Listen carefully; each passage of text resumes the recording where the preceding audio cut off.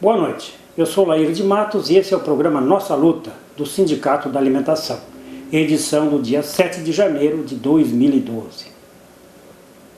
Agora vamos para o nosso quadro A Voz do Povo. A equipe do programa Nossa Luta entrevistou o morador José Luiz Moraes, residente no bairro Areal, o bairro mais antigo da cidade de Pelotas. Ele falou sobre as dificuldades que os moradores do Areal têm que enfrentar por falta de ação do poder público.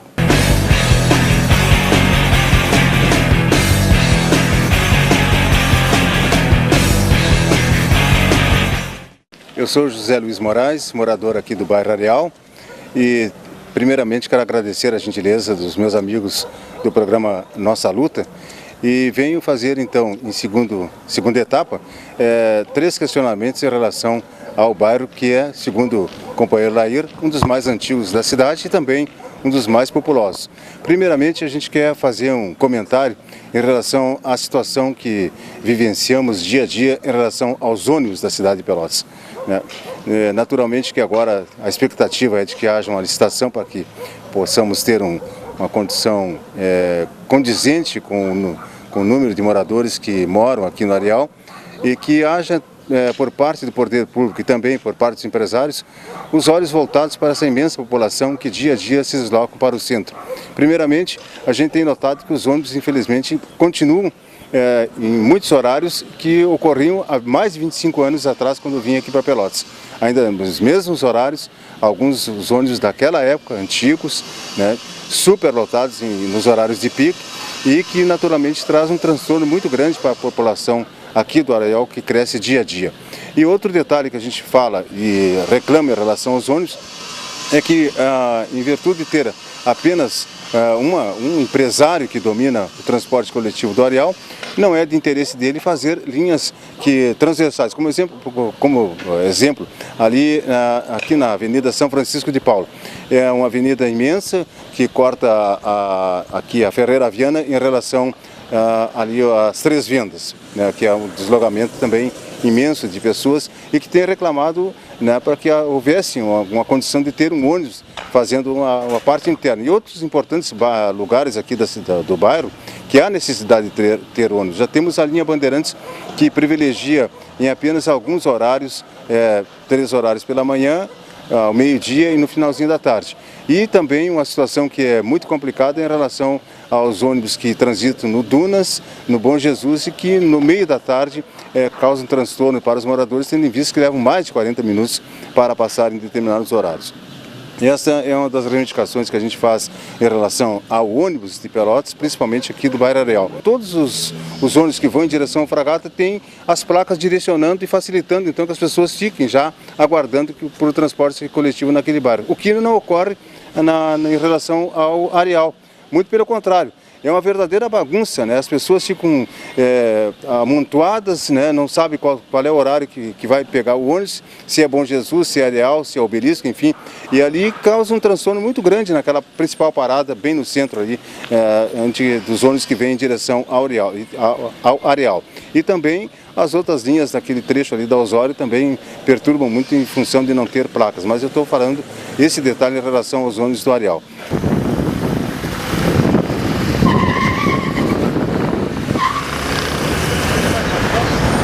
Um outro detalhe que tem chamado a atenção para nós, agora a gente está chegando perto do Carnaval, e falar em Carnaval é a dança dos mosquitos, dos ratos, enfim, que a gente vivencia em função do próprio lixo na cidade.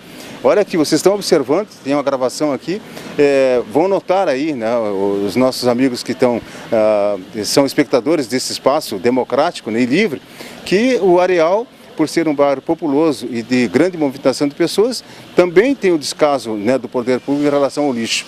E eu falo isso porque já estou há muitos anos aqui em Pelotas e a gente dia a dia tem conclamado, não só como morador, mas também pela nossa situação, que a gente também tem uma atividade numa emissora comunitária, a nossa Rádio Com, que a gente tem espaço também para fazer essa demanda, a gente ouve os amigos, ouve as pessoas, ouve os trabalhadores e o descaso é muito grande. Agora há pouco aqui, vocês podem notar nessa gravação que estão fazendo, né, muitas pessoas que estão usando o meio-fio colocam entulhos, colocam sujeira, a água fica uma verdadeira lagoa em frente a algumas casas que não tem nada a ver com a situação e a água não toma um curso, né, para que haja uma situação de que não tenhamos então aí. Agora, essa filmagem que estão fazendo, pode observar aí, né, daqui a pouco tem mosquito, né, com essa água que fica parada 2, 3 dias, com esse calor imenso que a gente está observando nessa época do verão.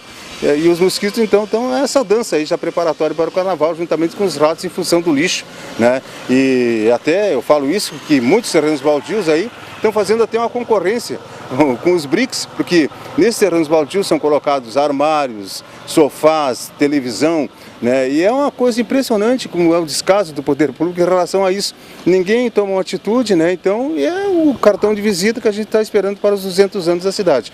E um outro terceiro ponto também importante é que chama atenção, e a gente tem também conclamado, para que a questão de termos aqui no bairro, por ser um bairro imenso, um posto policial para atender a grande demanda, principalmente à noite, fim de semana. Teria que ter um posto fixo, né, de atendimento imediato com carros de polícia, atendendo aí as diversas ocorrências que ocorrem no bairro. Então são esses 3 eixos, esses 3 pontos que a gente está conversando com vocês nesse espaço aqui do Nossa Luta, em função daquilo que a gente há muito tempo vem questionando, conversando, brigando, e a comunidade tem, através não só desse espaço, mas também de outros meios que democraticamente nos dão a oportunidade para que possamos então direcionar e o poder público possa olhar para a população, não só aqui do Areal, mas também dos demais bairros da cidade, para que possamos comemorar dignamente os 200 anos.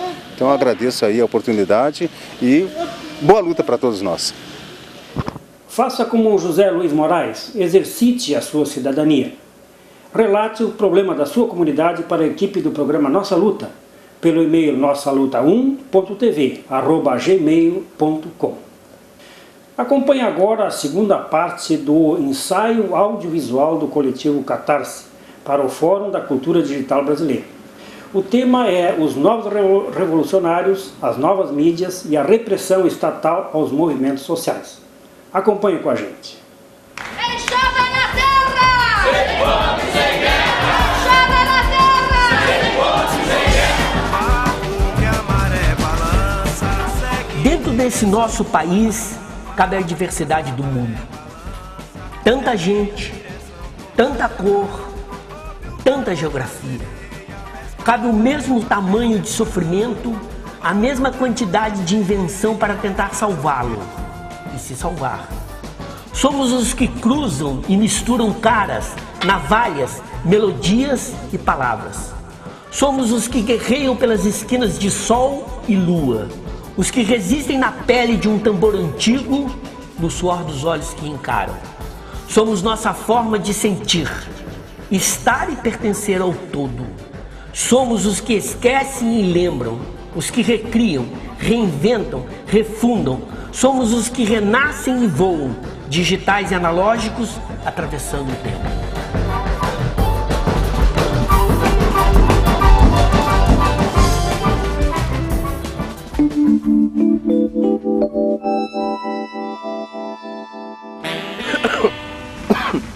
Essas tecnologias, elas dão mais condições para o indivíduo participar, seja da cultura, seja da política, elas dão mais condições. E usando essas tecnologias digitais, da informação, essas redes, partilhar mais o poder ainda, né? Esta foi a segunda parte do ensaio audiovisual, produzido pelo coletivo Catarse, que tratou das novas armas que podem ser utilizadas pelos movimentos sociais contra a ditadura do capital. Você pode baixar esse documentário no endereço www.coletivocatarse.blogspot.com. Acompanhe agora o quadro da TV CUT. O que fazem os sindicatos? Vamos acompanhar. Eu queria saber o que fazem os sindicatos. O sindicato, ele é uma instituição dos trabalhadores que representa os trabalhadores e as trabalhadoras através dos seus mecanismos de associação, de assembleias, de congresso. O sindicato é o mais importante instrumento que o trabalhador tem na defesa dos seus interesses. É através do sindicato que ele conquista os aumentos salariais, é através do sindicato que ele conquista as condições de trabalho, saúde, metas abusivas, condições de trabalho, e é através do sindicato que o companheiro desperta para uma consciência de classe no Brasil. Essa ferramenta é uma ferramenta importante que você precisa se associar. É através, como sócio, que você vai mudar a relação que você tem com o seu patrão, é através de uma ação coletiva e não individual que você vai conquistar essas reivindicações. O sindicato se filia a uma central sindical e nós, a CUT, temos 3.500 sindicatos filiados no Brasil. Representamos 22 milhões de trabalhadores, dos quais 7 milhões associados. Somos a maior e melhor central sindical do Brasil, com 46% de proporcionalidade dos sócios no Brasil. Conferimos os esclarecimentos do secretário de Organização Sindical da CUT Nacional, Jaci Afonso de Mello, sobre o papel dos sindicatos de trabalhadores na nossa sociedade. A ação da Polícia Militar do Estado de São Paulo, iniciada no domingo 22 de janeiro, na ocupação Pinheirinho, em São José dos Campos, é o retrato da irresponsabilidade social e da truculência do governo do Estado de São Paulo. Acompanhe agora um vídeo produzido pelo Coletivo de Comunicação Popular, que relata como a população mais carente é tratada em São Paulo e veja os detalhes que a grande mídia não deu. Você pode baixar esse vídeo no endereço www.redeoutraspalavras.net.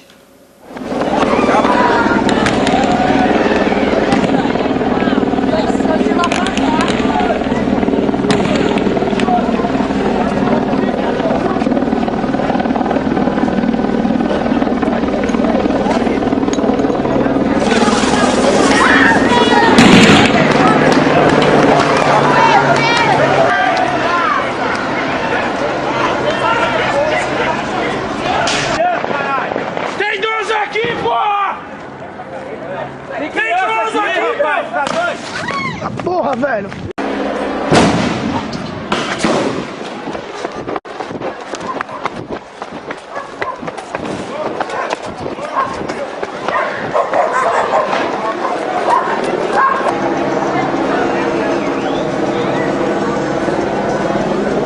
Em 2004, com mais de 1 milhão de metros quadrados, Pinheirinho era um terreno abandonado. Começou a ser ocupado por famílias pobres da região do Vale do Paraíba, entre São Paulo e Rio de Janeiro. Já em 2012, quando as tropas chegaram, 6.000 pessoas viviam no Pinheirinho. Jogaram spray de pimenta nas crianças, nas mulheres, não respeitaram ninguém, não houve. A senhora estava lá dentro? Estava lá dentro, saí correndo, mal pude pôr a roupa, meus documentos, tá tudo lá, minha roupa, não tem integridade, não tem respeito com ninguém. Ele falou que ia me agredir, o policial, agredi eu e a criança de 5 meses no colo, no braço. Ele falou que ia me agredia. Eu falei, eu não sou bandida, quem que você está pensando que você é? Ele falou que ele é cidadão, eu falei, eu também sou cidadã, eu não estou te fazendo mal nenhum. Falei, você está aqui para proteger, não é para me bater.